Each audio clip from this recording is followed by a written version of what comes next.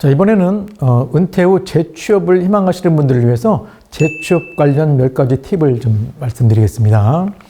첫 번째가 그 고용시장 이해를 통한 현실 직시입니다. 그러니까 현직에 있다가 나오면 그 바깥 고용시장이나 노동시장을 잘 모르시기 때문에 이거 시장 현황을 파악하는 게 우선이라는 얘기죠. 자, 두 번째는요, 자기 이해와 변화 관리입니다. 내가 퇴직을 해서 새로운 곳에 취업을 하기 위해서는 자신에 대한 분석이 우선입니다. 그래서 본인의 강점과 약점을 파악을 해서 강점은 살리고 약점은 보완을 해서 자신의 경쟁력을 키워야 된다는 거죠. 자, 다시 우리가 젊은 시절로 돌아가서 취업 시장에 뛰어든다 이렇게 보시면 됩니다. 지금 뭐 내가 나올 때 이 정도 자리에 있다 나왔으니까 뭐 당연히 취업되겠지 이렇게 생각하셨다가는 힘들다는 얘기가 될 수가 있습니다.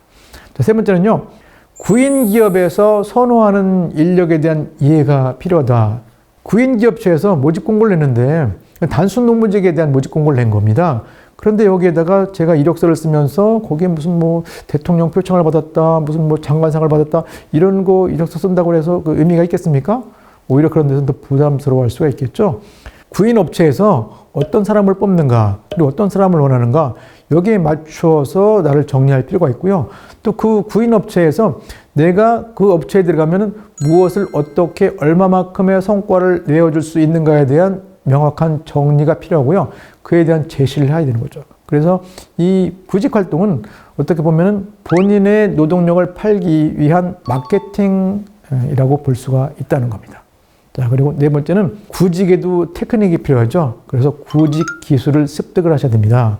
뭐 지금까지 뭐 안 해오셨기 때문에 생소할 수가 있겠지만요. 다시 이력서를 쓰셔야 되고요. 다시 또 면접을 보셔야 되고, 그리고 지원하는 방법도 아셔야 됩니다. 그래서 지원 분야에 맞춘 구직 서류 준비하시고 본인의 강점을 어필할 수 있어야 되고요. 여러분들이 그 면접 질문에 대한 준비를 철저히 하시고 어떤 의도로 질문하는 거에 대한 그거를 파악하셔가지고 그에 대한 답변을 준비를 해야 된다. 이미지 메이킹도 필요하겠죠. 첫인상이나 목소리, 태도 같은 거.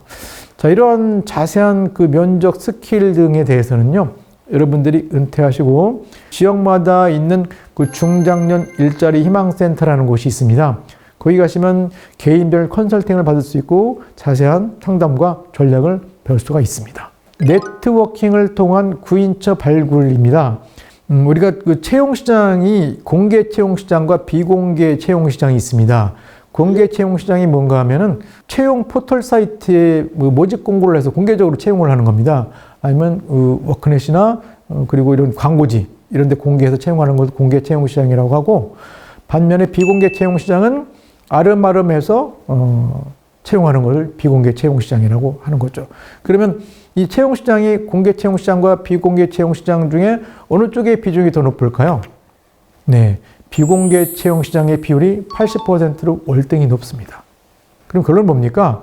내가 그 비공개 채용시장을 통해서 취업을 하기 위해서는 그 인맥을, 네트워킹을 활용을 해야 된다는 거죠. 지금까지 직장생활 경력 쌓아오시면서 만들어 놓은 인맥을 관리를 잘해서 취업에 도움이 될 수 있게 해야 된다. 그리고 이 일자리도 이미 정해져 있는 일자리가 아니라 내가 스스로 일자리를 만들자고 제안할 수가 있어요. 그래서 업체에 가서 내가 당신 회사에 가면은 이런 성과를 내주겠다.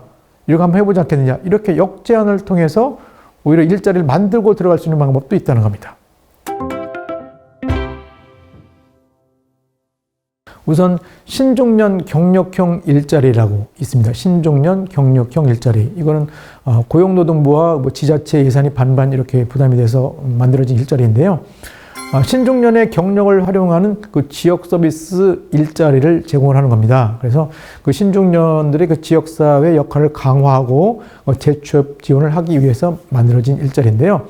여기 일자리 참여 자격은 나이가 만 50세에서 70세 미만 이분들 대상이고요.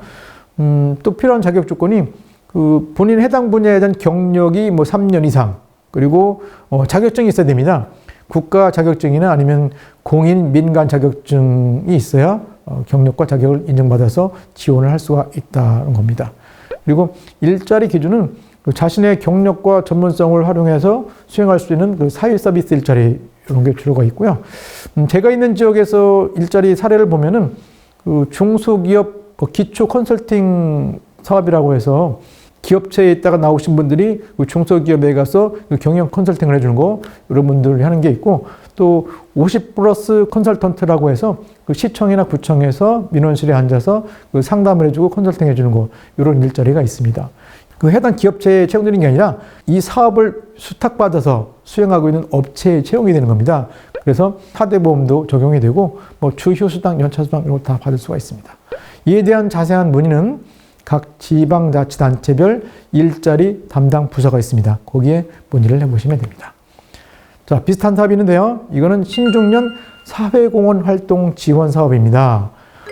이 사업은요, 그 퇴직 전문 인력이 그 비영리법인이나 그 사회적 기업 등에서 그 자신의 경력과 지식을 활용해서 사회공헌 활동을 할 수 있도록 지원을 해주는 겁니다. 그래서 앞에 나온 경력형 일자리보다는 보수가 당연히 적죠. 그래서 월급 받는 거, 돈보다는 사회공헌에 관심이 많은 분들을 대상으로 하는 자리고요. 하루에 17,000원이나 25,000원 받을 수 있고 1년에 약 330시간 정도를 일을 할 수가 있습니다.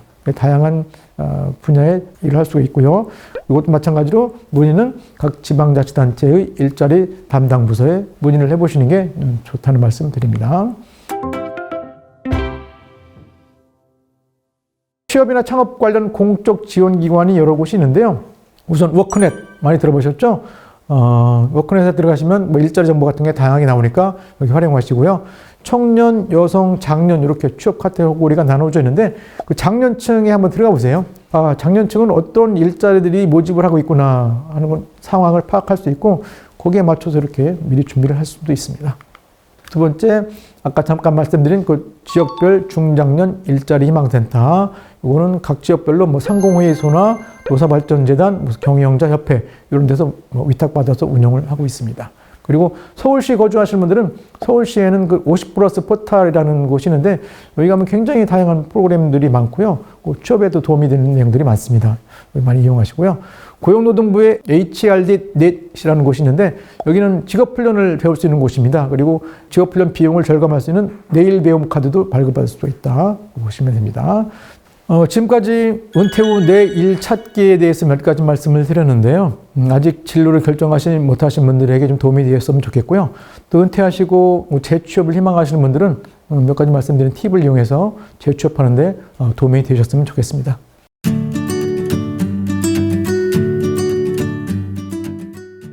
네, 이번에는요, 은퇴 후 재취업에 관한 이야기를 좀 나누어 보도록 하겠습니다. 은퇴 후에 재취업을 원하시는 분들이 좀 많으실 것 같아요. 근데 은퇴를 하고 난 후에 이제 준비를 하면 좀 늦으실 것 같고, 네. 이런 분들은 이제 재직 중에 조금씩 준비를 하셔야 될 것 같은데, 어떤 준비를 하셔야 할까요? 이 생애 기간이 길어짐에 따라서 그 하나의 직장에서 평생을 보낼 수는 없어요. 그래서 언젠가는 그 직장을 나와야 되거든요. 네. 그 나오기 위한 준비를 이 직장에 다니고 있을 때부터 미리 해야 되는 거죠. 그래서 40대 이후부터는 그 주 경력뿐만 아니라 그 부경력도 함께 쌓아갈 필요가 있다는 거죠. 그래서 자신의 강점을 파악해서 그 강점을 개발하는 노력, 그리고 자신이 뭐 다른 분야에 뭐 취미가 있다든가 하면 그쪽 취미를 좀 더 개발해서 일자리와 연결시킬 수 있는 노력. 하다못해 뭐 내가 뭐 귀농을 하겠다 그러면 주말에는 시골에 가서 농사일도 이렇게 해보면서 이 농사일이 정말 나에게 맞는 일인가? 내 길인가? 체험해보는 거. 그래서 그런 걸 활용을 해야 된다는 거죠. 그리고 뭐 자격증도 미리 좀 따놓으시고. 할 게 많네요. 많아요. 생각이 있다면 하는 걸 할 건 굉장히 많습니다.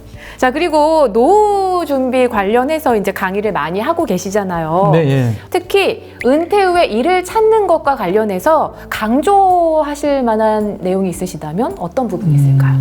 제가 이 일자리나 재취업 관련 강의를 할 때 꼭 시작하기 전에 그 수강생들에게 질문을 드리는 게 있어요. 어떤 질문이에요? 두 가지 선택형입니다. 네. 1번이 그겁니다. 은퇴 후에 매일매일 규칙적으로 일을 하러 다니는 것과 2번 매일매일 무료하고 심심하게 보내는 것. 둘 중에 어느 것이 건강에 좋을까? 건강에 좋을까? 하기는 싫지만 그래도 규칙적으로 생활하는 게. 네. 하기는 싫지만이라는 단서를 다는 분을 처음 봤어요. 생각할 것도 없이 1번이라고 그쵸. 네, 답변이 나오죠. 네. 설사 일할 생각이 없다고 하더라도 답은 1번이에요. 네, 그쵸. 생각이 맞아요. 없더라도 답은 1번인데 그렇게 이제 전제를 하고 들어가기 때문에 이제 아 그래 나 일할 생각은 없는데 그래도 한번 들어볼까 하는 이제 동기부여가 될 수 있다는 거죠. 네. 그래서 그런 분들이 많아요. 뭐 퇴직할 때는 그냥 뭐 푹 쉬고 싶다 이렇게 그쵸. 생각하고 취미생활하거나 아니면 그냥 운동이나 하거나 그렇게 했는데 우리 그 고성장 시대를 살아왔던 이 베이비붐 세대들은 열심히 일하는 게 몸에 배어 있어요. 그래서 좀 쉬거나 이렇게 무료하면 그걸 견뎌낼 수가 없어요. 그쵸. 그 운동을 아무리 열심히 해도 운동을 열심히 하고 뭐 아무리 다양하게 취미 생활을 해도 이 가슴 한켠으로는 좀 헛헛한 그 구멍이 뻥 뚫린 듯한 느낌 그런 느낌이 생기거든요. 근데 그게 이제 일을 하면 채워지는 거죠. 예. 제가 권해드리는 것은 쉬는 것은 최소로 하고 바로 뭔가라도 해보시라. 꼭 돈을 벌기 위한 일뿐만 아니라 뭐 정신을 개발하는 일이라든가 그리고 뭐 취미 생활하는 거, 뭐 사회에 기여하는 일도 다 일에 들어가는 거니까 그런 쪽으로라도 이렇게 규칙적으로 할 수 있는 일을 찾아보시는 게 좋다. 이렇게 말씀드리겠습니다. 그러면 강조하시는 부분이 한마디로 딱 표현하시자면 네. 은퇴 후에는 무엇을 하더라도 매일매일 규칙적으로 할 수 있는 일을 만들어 놓자. 규칙적으로 할 수 있는 일을 만들어 놓자. 무엇이 되든 간에. 네, 알겠습니다. 자, 이렇게 해서 은퇴 후 재취업에 관한 이야기 나눠봤습니다.